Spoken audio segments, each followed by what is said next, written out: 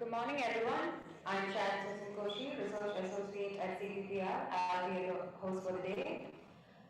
A warm welcome on the behalf of CPPR to the second year conference organized by Center for Public Policy Research and Monash University, supported by the Department of Foreign Affairs and Trade, Australia, on the topic Australia and Indo-Pacific Oceans Initiative Partnership Dialogue on Indo-Pacific Oceans Initiative, Strengthening International Cooperation. Project shall create a platform for Indian and Australian experts for constructive engagement to enhance convergences and synergies that will shape maritime cooperation in the Indo-Pacific to support an open, inclusive, resilient, prosperous, and rules-based maritime order. The AIIPOIP aims to help shape maritime cooperation in the Indo-Pacific region to support an open, inclusive, and rules-based maritime order. In pursuit of that, the AIIPOIP nurtures cooperation under IPOI and links with existing regional mechanisms and arrangements including ASEAN, the Indian Ocean Rim Association, and Pacific Islands Forum. The dialogue comprises 3 plenary sessions. The first session on the topic ASEAN, Australian, and Indian perspectives on Indo-Pacific will identify issues of convergences among ASEAN, Australia, and India to promote peace, security, stability, and prosperity in the Indo-Pacific region. The session will be chaired by Vice Admiral M.D. Muralidharan. Vice Admiral retired in 2013 as the 19th Director General of the Indian Coast Guard. The Admiral has a career of close to 4 decades in the Indian Navy. The speakers of the session are Dr. W. Lawrence S. Prabhakar, Advisor CPPR India, and Dr. Wo Suan Nguyen, Deputy Director, Institute of Southeast Asian Studies, Vietnam, Academy of Social Sciences, Hanoi, Vietnam. I welcome the chair and the panelists to please take your seat on the dais.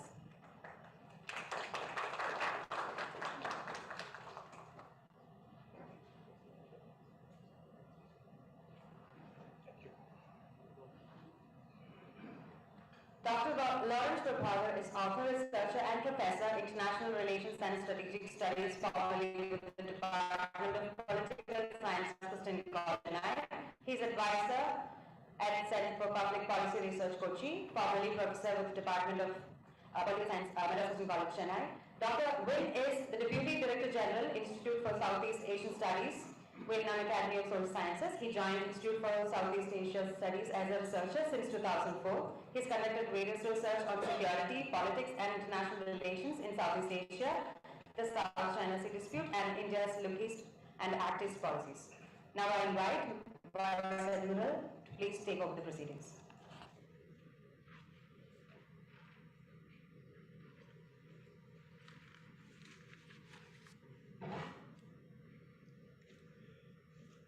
My fellow panelists, distinguished delegates, ladies and gentlemen, I know it's an early start, but of course for some of our delegates, it's already past noon, so the timings keep varying. But I'm sure all of you, after the interesting sessions we had yesterday, would have spent a very enjoyable night dreaming of Indian and Pacific Oceans and how we are going to reform it or change it around. For some ancient mariners like me, thoughts went back to the days, well before the technology. Today all the youngsters are used to GPS and everything else. We had to purely navigate these oceans depending on the stars, the sun and the moon, and that's how we used to navigate in the old days. Today, of course, some of the people will think that I'm talking some grandfather's tales. That's not true. That's where it was. As we saw yesterday, the entire concept of IPOI that we are discussing today started up with the policy of Government of India of security and growth for all, expanded on during the Shangri-La dialogue, and then we came up with the IPOI, which essentially calls for establishing a free and open cooperative platform to respond to a range of maritime challenges and needs.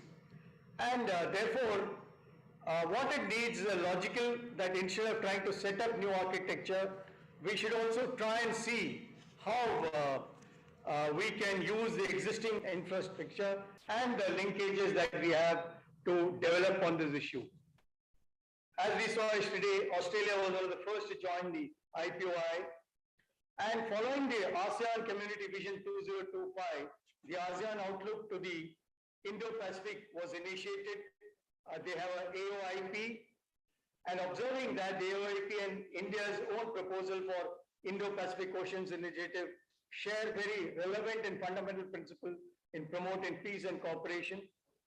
On the occasion of the 18th ASEAN-India Summit in October 2021, a joint statement was issued to deepen the ASEAN-India strategic dialogue by exploring potential cooperation between AOIP and the IPOI so that we are able to meet the sustainable development goal and as well as achieve economic and growth for all in the region. Now, Australia's own free and open Indo-Pacific promotes engagement with like-minded countries. So together, I think the 7 pillars of the IPOI, which we saw yesterday, maritime security, ecology, maritime resources, capacity building and resource sharing, and disaster risk reduction management, science and technology, and academic cooperation, and more importantly, trade, connectivity, and maritime transport.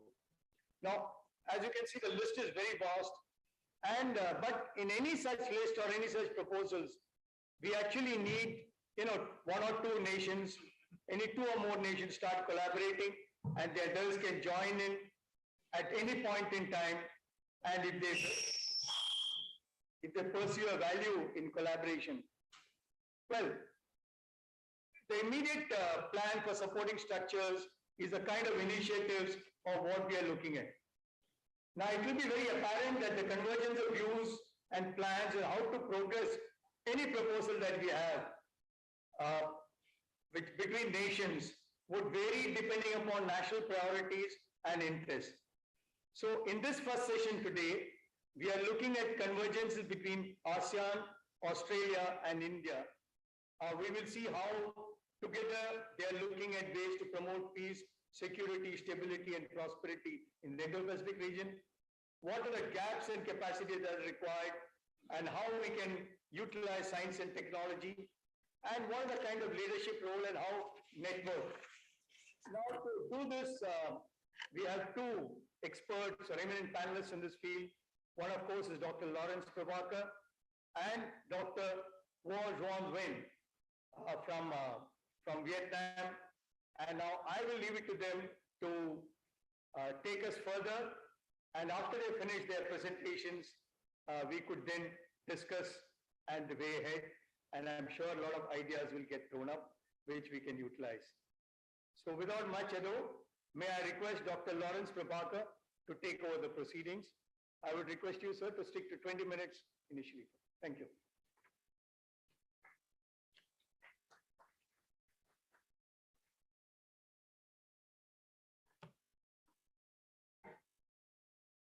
Thank you, Chairman, for those kind words of introduction. I thank the Lord God for this wonderful opportunity to come to Kochi to speak on this topic. And I thank Dr. Dilraj and the team at CPPR for the excellent arrangements that they made into it.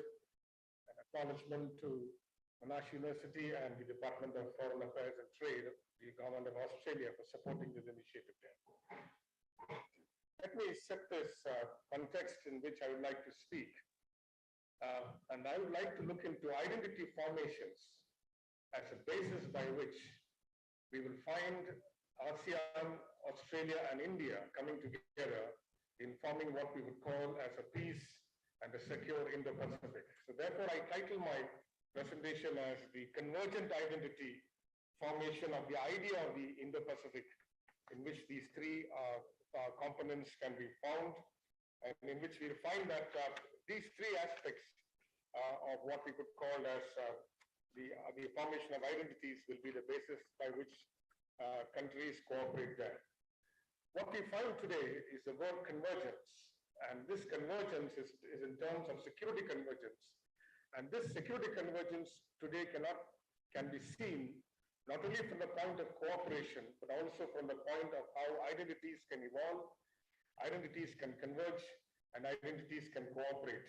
And they form a very vital aspect of what we could call as growing regional relations between states there. There are two paradigms that shape the Indo-Pacific today. One is the neo-realist quotient of great power rivalries. The other is a constructivist identity by which we find countries using identity as a form of, or a platform by which they could cooperate with that. Now, the Indo-Pacific is in a long haul towards what we could call as a secure,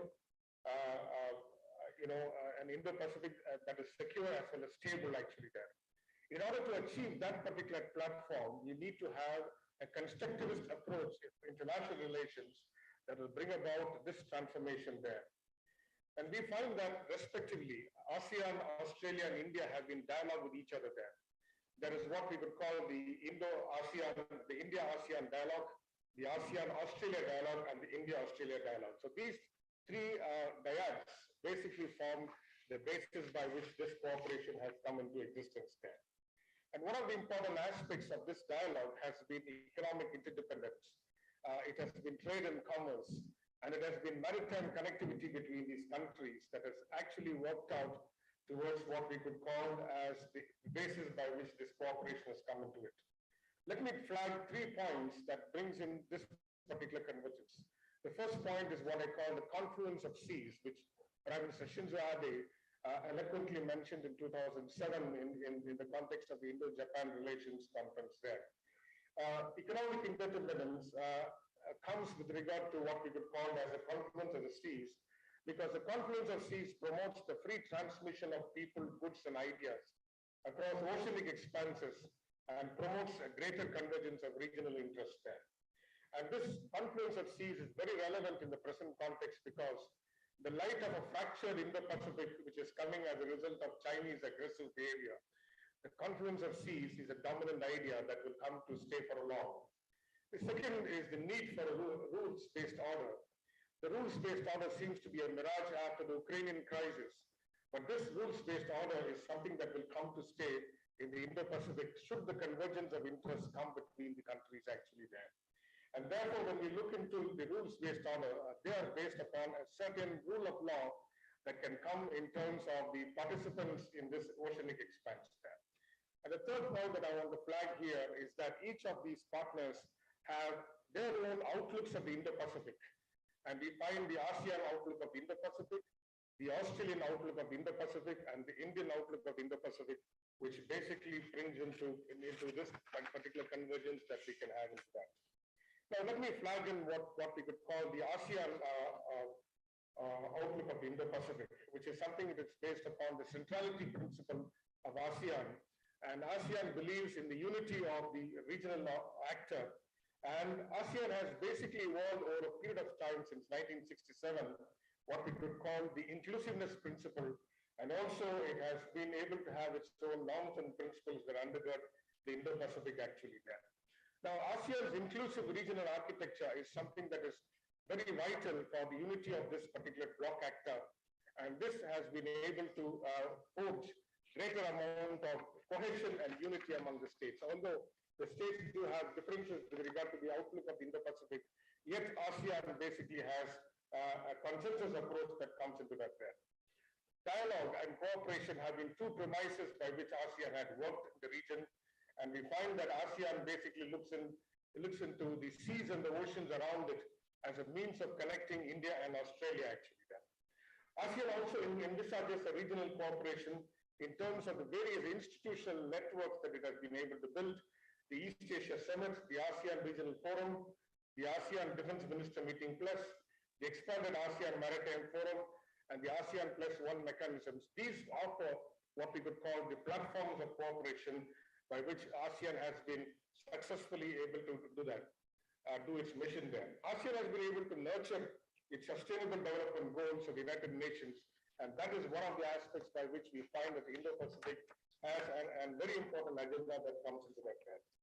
ASEAN is also looking in terms of the 2025 ASEAN connectivity, which is a master plan of ASEAN connectivity, and that would ensure what we could call a seamless, comprehensive, connected, integrated region there. The ASEAN Indo-Pacific outlook also looks for the sustainable development goals of 2030, and it aims to promote digital economy and it envisions for complementarities of aligning what we could call the regional development agenda there. ASEAN is also looking in terms to promote what we could call sustainable development studies, Center for Sustainable Development Studies and Dialogue, and also the relevant institutions that are coming in the region there. So this is how we find that ASEAN basically positions itself in terms of what is called as an expanded dialogue in the region there. Now let's look into the Australian outlook of the Indo-Pacific. The Australian outlook of the Indian-Pacific aims at institutional complementarities between Australia and ASEAN and Australia and India.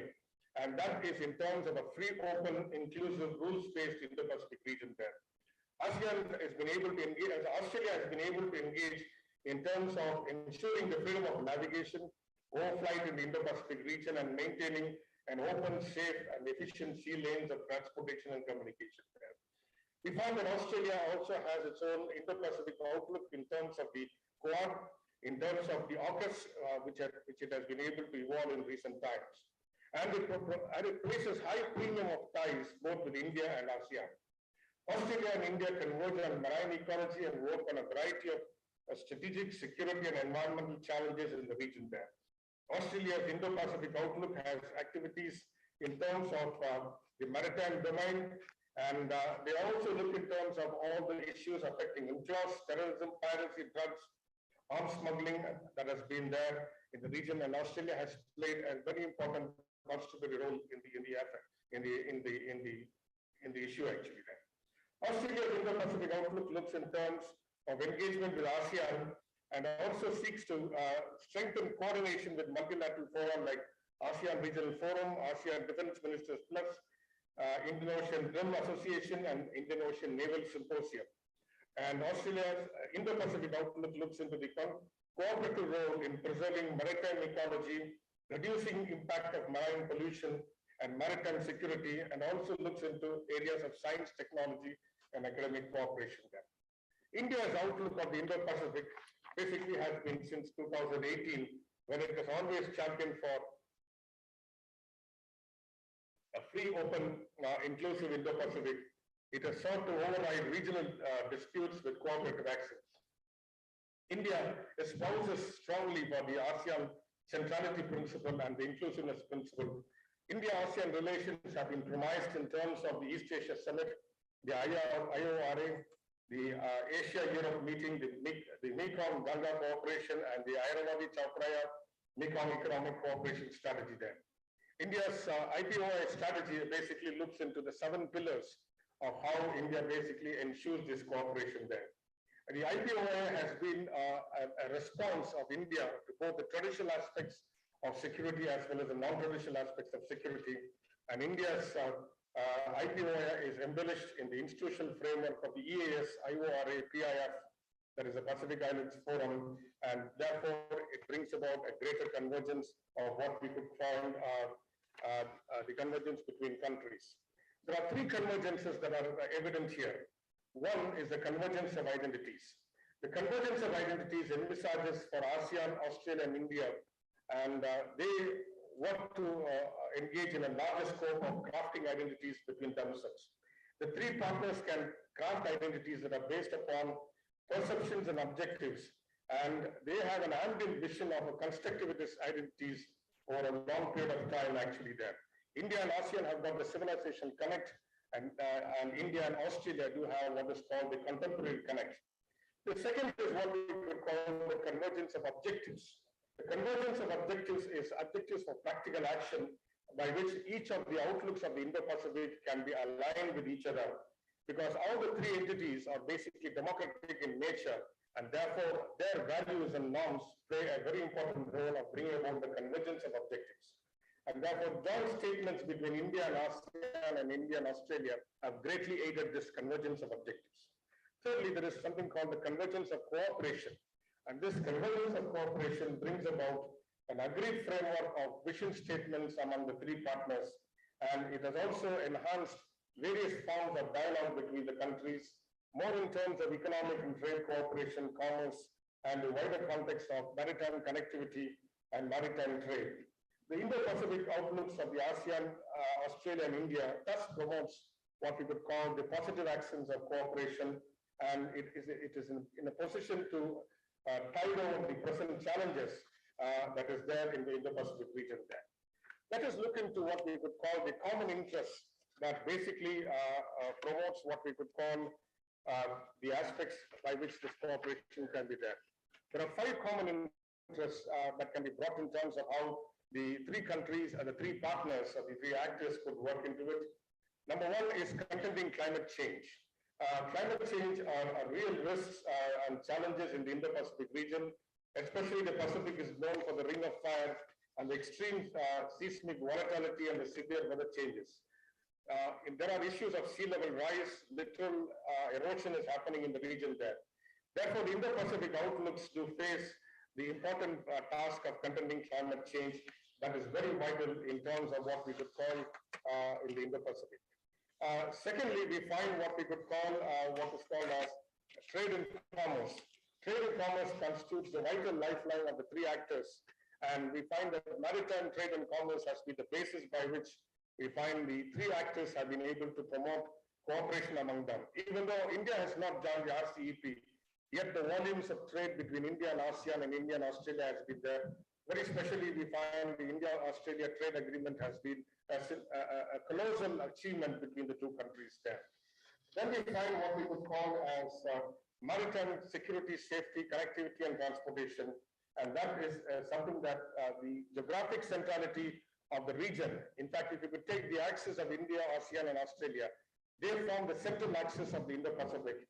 And we find that this sea lanes of communication forms a vital role into which trade and commerce is through the maritime line. And therefore, we find what is called the freedom of navigation patrols in the region. This is also promoting enhanced maritime domain awareness in the region and promotes what is called greater maritime trade and commerce there. Then we find what we could call the digital economy and the ICT infrastructure development there. Digital economy has been the basis of cooperation between the 3 partners, and we find that this is an emerging template of the regional economies as we find the expanding ICT infrastructure going on in the 3 countries. And the economies are increasingly integrated through digital economy, and the growing ICT cyberspace and infrastructure developments brings about this fundamental transformation in the region there.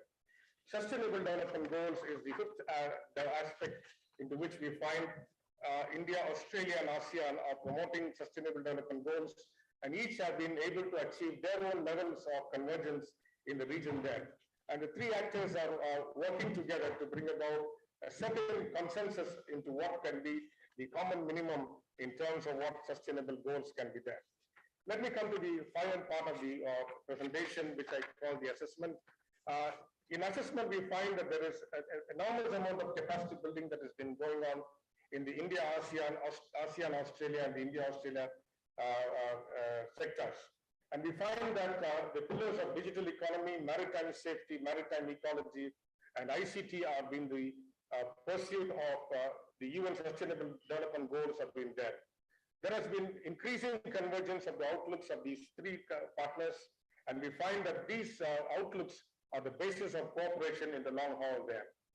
Given the uncertainties of the power rivalry in the Indo-Pacific, we could call the bulwark of stability, because this is a non-treaty-based, non-confrontational dimension that aims at enhanced regional integration. And thus we find that ASEAN, Australia, and India will have, in the long run, greater amount of connectivity, greater amount of convergence, and greater amount of cooperation. I'll stop with this, and thank you for the opportunity.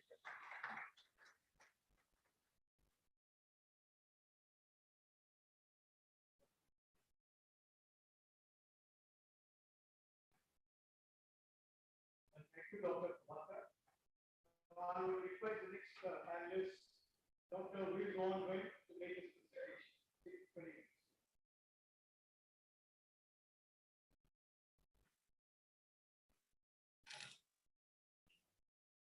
Thank you, Mr. Chair, Vice Admiral MP Munalit Daharan. I really want to express my sincere thanks to the CPBI India and Monash University for inviting me to this. I think that it's really a very important conference.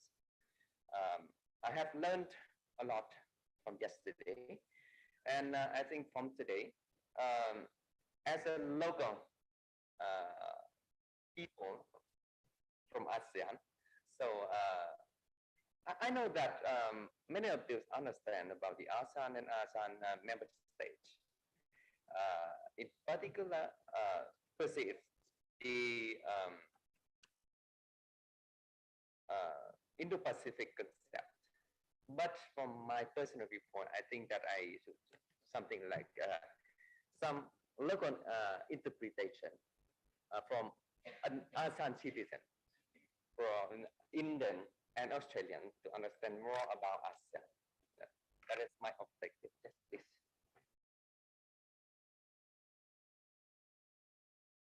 Next, please.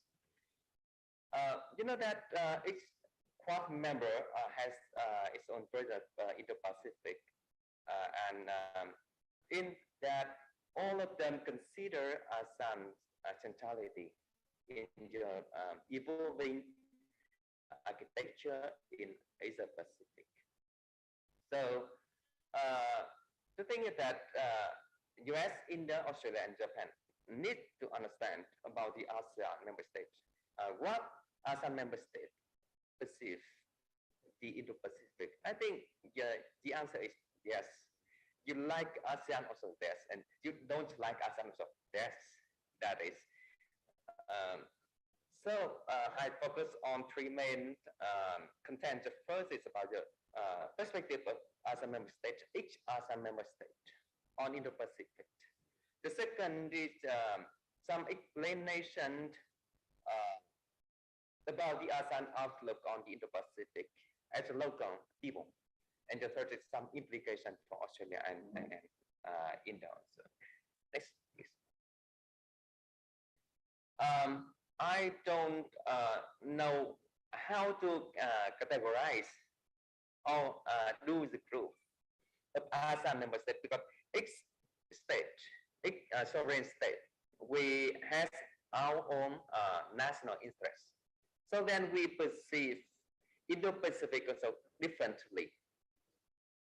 But why ASEAN has its own outlook on Indo-Pacific as a bloc?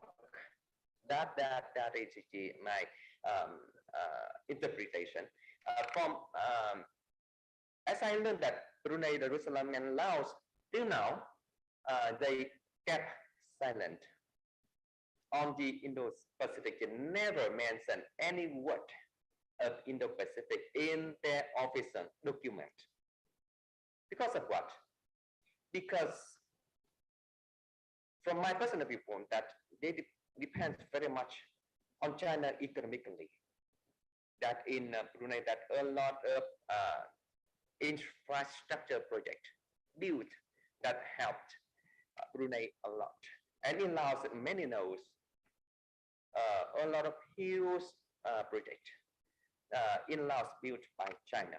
And although you know that with the a lot of pressure with the Laos economic now with something really difficult for Laos. But the fact is that China influence not only on economic but also politics in Laos. So then Laos and Brunei now they think kept silent on Indo-Pacific, at least publicly. With Malaysia and Vietnam, here we have experts coming from Malaysia, from Indonesia, the Philippines, Cambodia, and I myself that I understand. So if I say something wrong, so please correct me.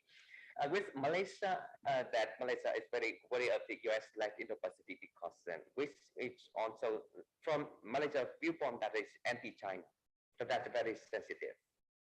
And in that case, so with under Mahathir Mohamad, you know about the idea of for the Asia-Pacific regionalism. So then, without US presence, so then Malaysia now try to balance a power within China, US, Japan, and ASEAN also. And in the defense white paper 2020, Malaysia 13 times used the word Asia Pacific and Indian Ocean region rather than Indo-Pacific, that is Malaysia. So, yeah. And with Vietnam, that also in the Communist Party's document, that is the official one, we mentioned Asia Pacific and Indo-Pacific, or even we just use Asia Pacific region. We rarely use Indo-Pacific, so that is. And but very surprisingly, that in the Defense White Paper, that from the Ministry of Defense, released in 2019, they mentioned a free and open Indo-Pacific strategy, but they also mentioned of the BRI, the Belt and Road Initiative of China, and the Indo-Pacific policy. That means what? That means that we follow the banner power, so then we don't focus on any particular country.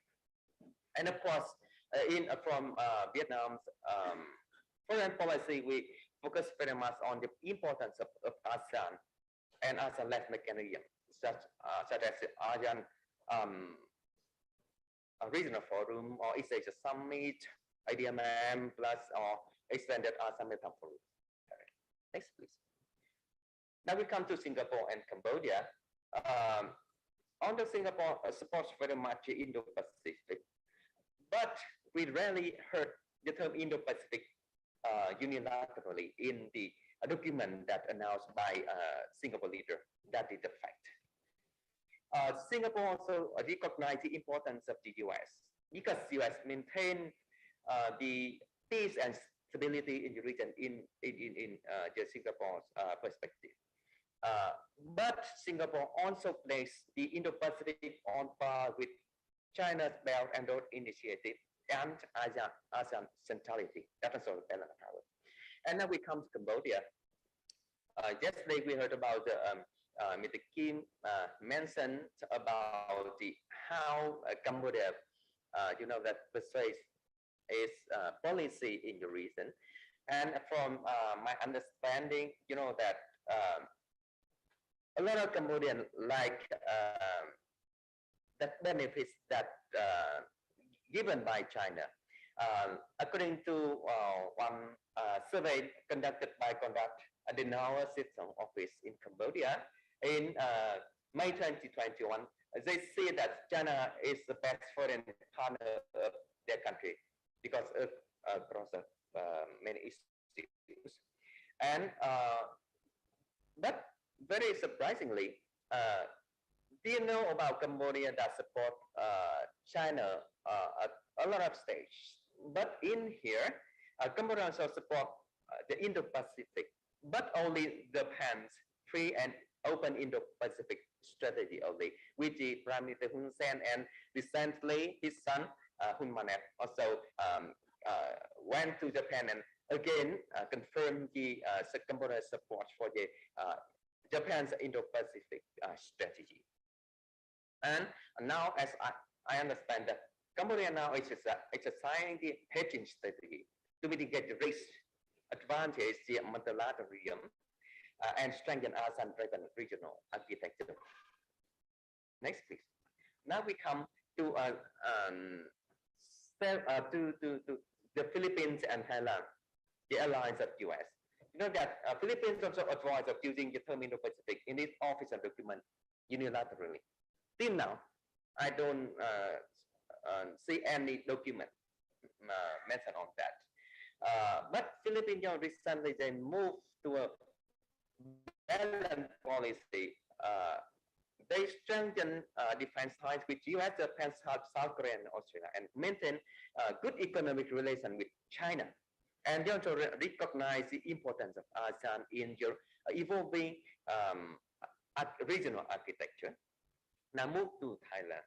Thailand, just same to the Philippines, they never mentioned unilaterally about Indo-Pacific. They strongly support China's BRI. But they also very actively participate in the US free and open Indo-Pacific. They organize the Thailand-Australia Indo-Pacific Strategy Dialogue, and they also very focused on the ASEAN centrality in your region. Now move to Indonesia. Next, please. Indonesia, that is the author of the ASEAN's Outlook on Indo-Pacific. So then, even before we hear about the first strategy of Indo-Pacific released by Japan in 2016, we heard that Indonesian Foreign Minister Martin Natalegawa, he announced an Indonesian perspective on Indo-Pacific in his US in May 2013. And then 2018, they just submit the idea for the ASEAN and Asia summit. And then based on that, so ASEAN, discuss and decide to release its outlook on the Indo-Pacific. That was in June 2019. Next, please. Now, we come to the contents of the ASEAN Outlook on Indo-Pacific. It's also made about the principle, about the key elements, about the aims, and about the area of cooperation that we should look at the ASEAN centrality. We look about the central role, strategic role of ASEAN. We also see about what are the things of the region, that a region of dialogue and cooperation instead of rivalry. That is the thing that ASEAN thinking. Next, please. Why ASEAN released ASEAN Outlook on Indo-Pacific? Because we have concern that a free and open Indo-Pacific could create a new regional mechanism that could, marginalize the ASEAN and erode its centrality. And ASEAN really doesn't want to stay outside that, because we are a small country, except Indonesia. So then it is difficult for us to manage everything that created by major power in the region. That is the fact. Exactly as a member state really don't want to choose or take sides. We made clear to China that Indo-Pacific was merely a geographically term, not a political one. And as a sign, we also send a signal to US and US friend, or maybe country in Quad, that we support the free and open Indo-Pacific. That is the thing we are doing now. Yeah, next please. Next please. What about the ASEAN focus? We focus on the strengthening ASEAN centrality. We also focus on the how to envisage the ASEAN centrality. And what is about ASEAN centrality? Centrality is, I think, that we place ourselves in our led mechanism, such as the East Asia Forum, ASEAN regional forum, or ASEAN defense military meetings plus extended ASEAN Maritime Forum and ASEAN plus one mechanism. Also, that about that country come, and we like from expert from Philippines yesterday mentioned about the centrality of ASEAN. That everyone knows about that. Next, please. And why we just focus on some areas only. The first one is maritime cooperation. That is very important, because you know that now a lot of challenges happen there in the maritime space. So then we have to harmonize things in that we talk about the cooperation, we talk about the how to preserve the freedom of navigation, overflight, and embedded commerce, or international law, or something like that. That because of what? Because of that China ignored the peace ruling that we mentioned yesterday, and because of now the ongoing of the Chinese militarization in the South China Sea. That is a fact that we want to everyone come to the region. And connectivity, or about the SDG, about the economic cooperation, also mentioned by our speaker, Dr. Lawrence Prabhakar has mentioned recently. Next, please. And now we come to the implication for Australia and India. The first, I think that I must confirm that ASEAN does not want to take sides. That is the first point and very important point. And second, cross-support for ASEAN centrality is really, really important. Although, you know that centrality is something that it is nothing, but with us, it is really important. You come, we can, you know, that create space for you come to discuss the issue of reason, not only the reason among Southeast Asia, but also in Indo-Pacific at large, something that is really important. And I to come to one reason that also very important, that Mekong sub-region. Like, people talk about the South China Sea, but very few talk about the Mekong sub-region.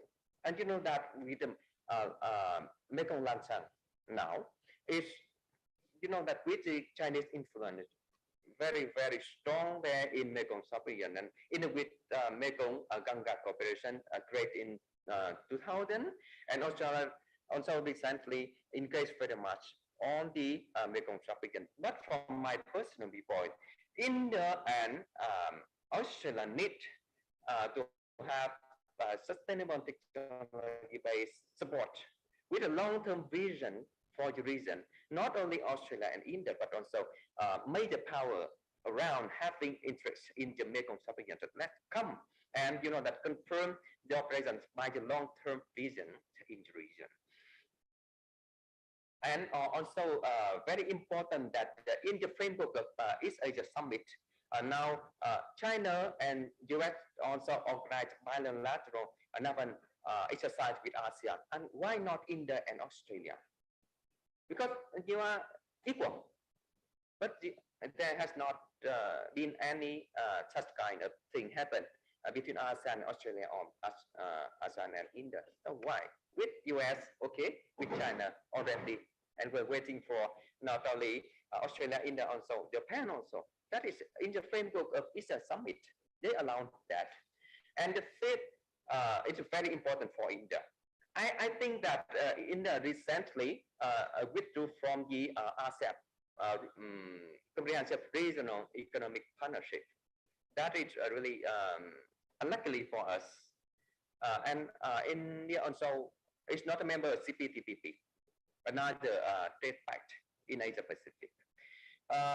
But I think that if India really want to be a regional player, so then economic game you must participate in.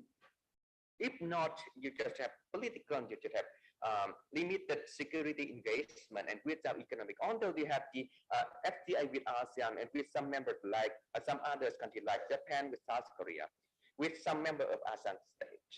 But that is not enough. The game is larger, and India should reconsider to join the RCEP or CPTPP. That is from my viewpoint. And with Australia, I think that Australia should have something like release the joint declaration to support ASEAN outlook on Indo-Pacific.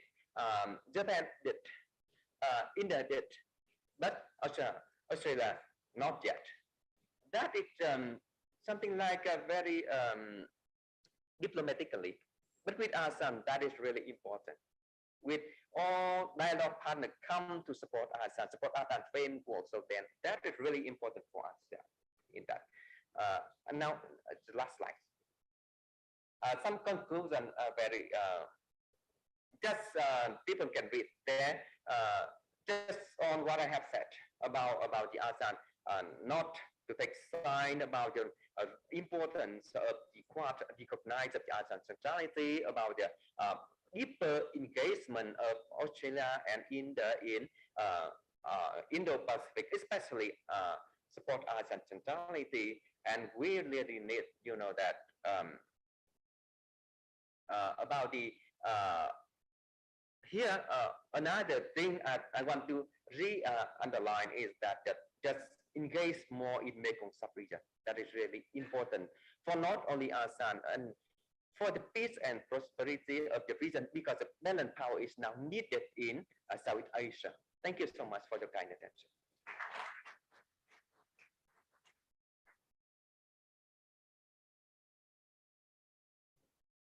Thank you, Dr. Vic.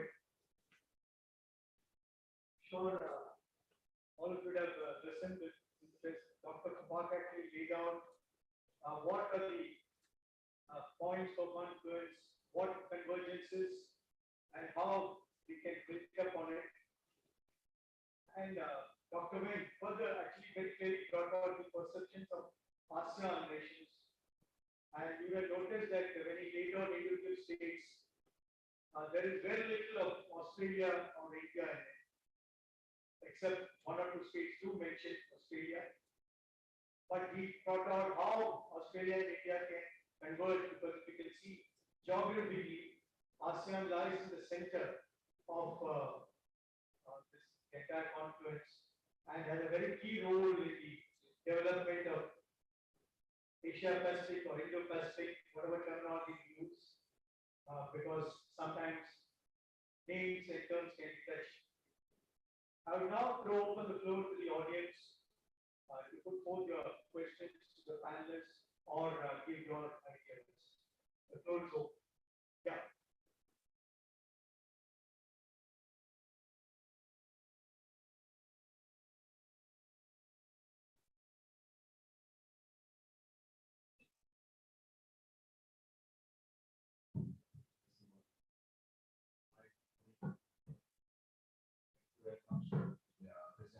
Today, wonderful and topics. Good exploration of ideas of teachers, especially from ASEAN. So here is where I like to pose questions, especially because it goes having dealt with IORA, where me and Dr. J have been quite frequent in IORA, Indian Ocean Women's Association, and ASEAN, when I was in the think tank, IMA, 9 years. I realized that ASEAN has really not had, does really not have much concern with Indian Ocean. What more has been Ocean? They are too embroiled in themselves in the little lake of South China Sea. And many issues in in Indian Ocean, between the Gulf of Aden crisis, height of piracy crisis, very little you hear from ASEAN. And this joined with the so-called US-China rivalry, which until today none of the ASEAN people understand, because they think that they know this huge superpower game, and they got trapped with two issues. Number one, ASEAN, although we have 650 million inhabitants, the majority of ASEAN is Muslim, from Indonesia to southern Thailand, Philippines, and Malaysia, of course, partly Singapore. A lot of things that happen in the Middle East, where US was involved, has reverberated in the ASEAN psyche. And US being the unipolar power, of course, they needed somebody else to counter US. So China came, the new kid on the block. But they moved from the alligator's mouth and went into the tiger's mouth. Okay, no escape. And then they got trapped with the debt trap from China. So until now, I feel the ASEAN is still clueless about which side to take. Whilst the large Muslim population in Southeast Asia has also generated a playing field for militant ideologies. And now they are suffering from a plethora of militant ideologies, from Jamaah Islamiyah to Al-Qaeda to Tabligh Jamaat to you name it, Taliban and all that. And these two issues, superpower rivalry and militant ideologies, and also the corrupt system within the ASEAN, has actually confused them of where their place is between the Indo and Pacific. So which is why ASEAN is so embroiled within that little lake of South China Sea and has not really looked outside in Indian Ocean and also Pacific, which is alien to them. So my question is, in your presentation, Dr. Win, when you mentioned that ASEAN is lukewarm, this initiative and all that, would you see that these parameters that I mentioned just now has influenced ASEAN's attention on Indo-Pacific? Thank you.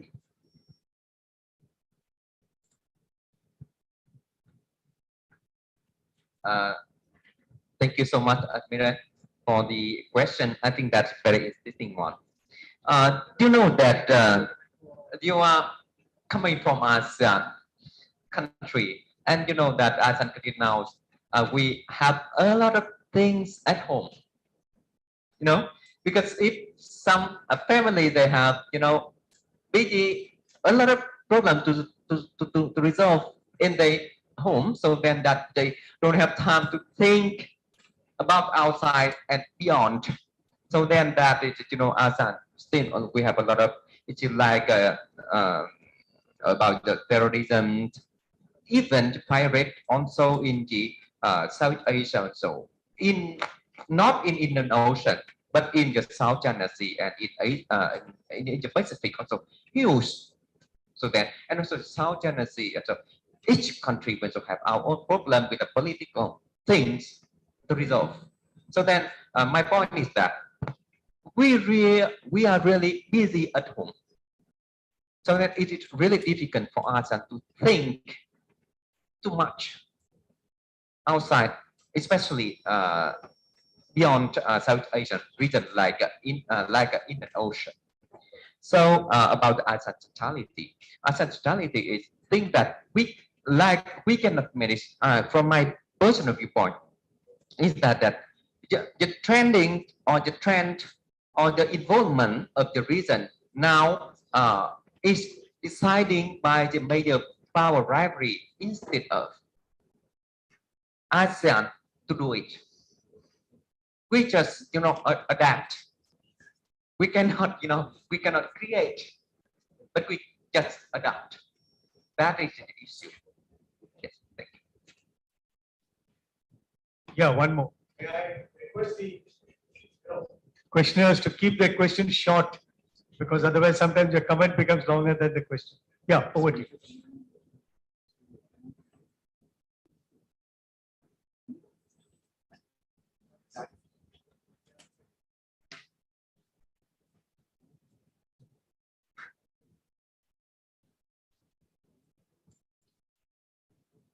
Teacher, my question is to Dr. Wu. I have two questions. When we hear about ASEAN talking about how the Indo-Pacific is an exclusive concept and it keeps China out, but if you look at the Indian outlook, right from the onset, we have said it's an inclusive concept. So how do you look at India's Indo-Pacific policy? Second, there is a lot we hear about from ASEAN as to what the Quad countries should do. But if I may ask that cooperation is a two-way street, so what is it that ASEAN can bring to the table and what is it that ASEAN can offer in this setting? Thank you.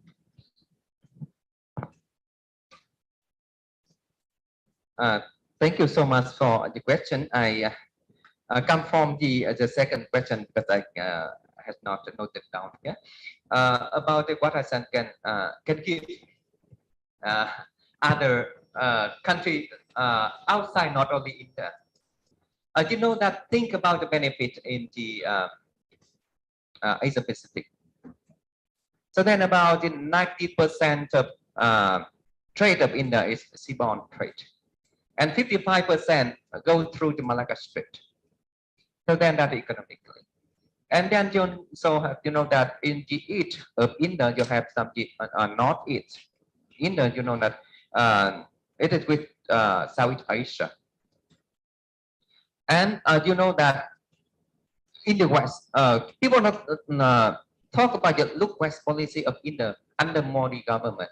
But essentially, from my personal viewpoint, I haven't received any document that mention about the look West policy. Because you know that the landscape of the in the west side of India seems that has not much changed like since 1991. So then that from the west side also quite important, quite difficult for India to engage in because of, you know what, because of the unrest situation in the west side of India. So then the it may be the strategic point for India there. So you must engage in, so that it is the reason why I persuade India to think about the economic game there, just not only something like security, something like political, because you join a lot of mechanism in your region, but in the economic front that you are absent. It gives you a lot. Everything is there. Like yesterday, we just discussed. I and some other in the lunch we talked about the everything there for India, South Asia. Counter there, language there, the ancient governance also is different from now. But you know that the counter, the foundation is very important, and the peaceful approach of India to the region is really important. But how long have you done to approach South Asia, or you go beyond that? Just think about that from Indian side. Think about how long or how much have you engaged in your region to see the importance of ASEAN. So then the question for the second, and that also I think also for the first question. Thank you very much. Okay, we'll have the last question now because we're running out of time. Yeah. Okay. Yeah, go ahead.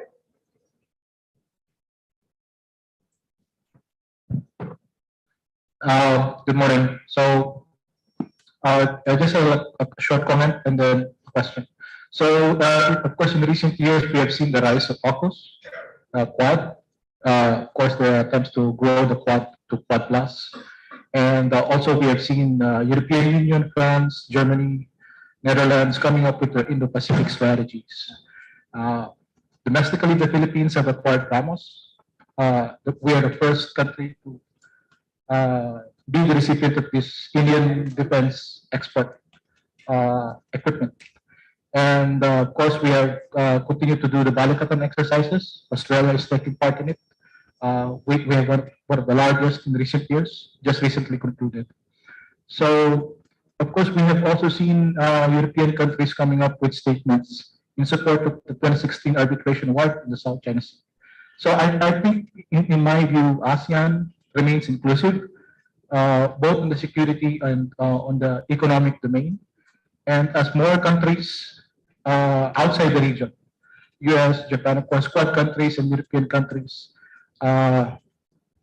increasingly make their voice heard on issues, maritime hotspots like the South China Sea. Do you think that may change, perhaps, ASEAN to also, by way of reciprocation, also take a more active role in having their voice heard on broader Indo-Pacific issues? Thank you. Thank you so much for your question regarding the South China Sea and the role of ASEAN. Actually, you know that ASEAN includes the claimant and non-claimant. That is the fact. And second fact is that we have different viewpoints on the Indo-Pacific. So, and the third fact is that we are a small country. So ASEAN, of course, we need to have more role. But although, as I mentioned, that we don't create the trend, the movement, but we have to adopt it. Now, US, China come to compete in the region, and South China Sea is a flashpoint. So then, you know that it's really difficult for us. So we really want to have more engagement of major power government, and that helps us to come together. You know that people also talk that why you invite someone come to compete in the house. But the fact is that we cannot ignore the reality that major power come to compete in a house. And we need them, right? We need China for economic benefits, and we need US and other major power for security, right? So then we need both. So we just, you know, on the we ourselves try to consolidate. But if we need if we need more consolidation among us. So just that China play the game of divide. But then we need some content come. So the role of ASEAN is not only ASEAN, but we need to more and more come to our house. I think we have a question online. Could you read that out? So this is a question from Mr. Dan. He had joined us virtually yesterday. The question is to Dr. W. Lawrence S. Prapagar, sir. So question is, I would like to refer to the notes, the Bale's War in the South China Sea, in which many countries outside the region has sent a note where Bale's expressing their position. So do you think India may send in a note verbal at some point? Thank you. I think India has consistently maintained what is called a symbolic forward presence in the South China Sea there. So, but India has not gone in for a confrontationist attitude with China in the South China Sea. But the fact that India has a forward naval presence, which is symbolic, itself is a signal to Beijing as to how India would encounter these challenges in the South China Sea, actually. But India has actually, by the Prime Minister, has very eloquently mentioned that it prefers for a free, open, and inclusive Indo-Pacific in the Shangri-La Dialogue of 2018. Thank you. I think as we come to the end of this session, I'm sure you'll agree that the discussions, the presentations this morning, as well as the points that are raised, come to the question of, how much. It's all very nice to say rhetorically various things, but you can see how difficult it is to get even convergence on issues or how we want to cooperate. I think to put in a very simplistic sense, one would say that at the end of Second World War, most of the countries in this region, Asia, and along today what are there, the Indo-Pacific, most of them were trying to sort out there was a major turmoil in world politics and world way of thinking. And then of course the Cold War happened. So we all went into little pockets, while some like India remained neutral, attached from either of the power blocks. Many others were, even if not directly attached, but closer to one block or the other. And as we got our, it's again a thinking in Asia, where we all preferred to remain in your little villages or little communes. But today the world has opened up, opportunities are there. So we are interacting more with each other. And technology has made us that much more to come together. You are not waiting for the next day's newspapers. Instantly on your mobiles and on the internet, you are getting the news of what's happening in any corner of the world. So with this interconnection happening, we also need to interconnect between nations, and maritime linkages, which is what the Indo-Pacific is all about, has really enhanced. But we are yet to come to terms with it. And it's also natural that when you have a major power or player in your midst, you're first looking at him. To look at an old analogy from football, in the days when Pele used to play, when he was playing for Brazil, most teams that are opposing it, rather than trying to score a goal, were actually trying to say, how do I contain Pele and his team from scoring a goal? Now that is what is happening in politics today, if I put it very simplistically. Instead of how we can cooperate, I'm more thinking of what will X country think or Y country think.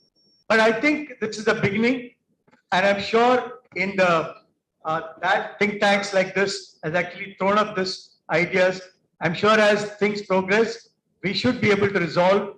And I think together the understanding will come that unless we unite and cooperate, we will not be able to progress as a world. You can no longer live in pockets. I think I'll stop it here and hand it over to you.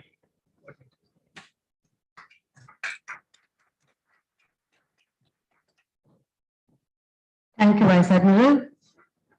Now I request Vice Admiral to give away mementos as a token of appreciation to our panelists.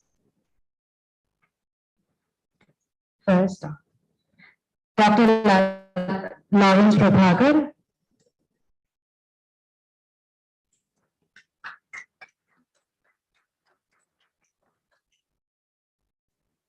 Dr. Rose Van Wen.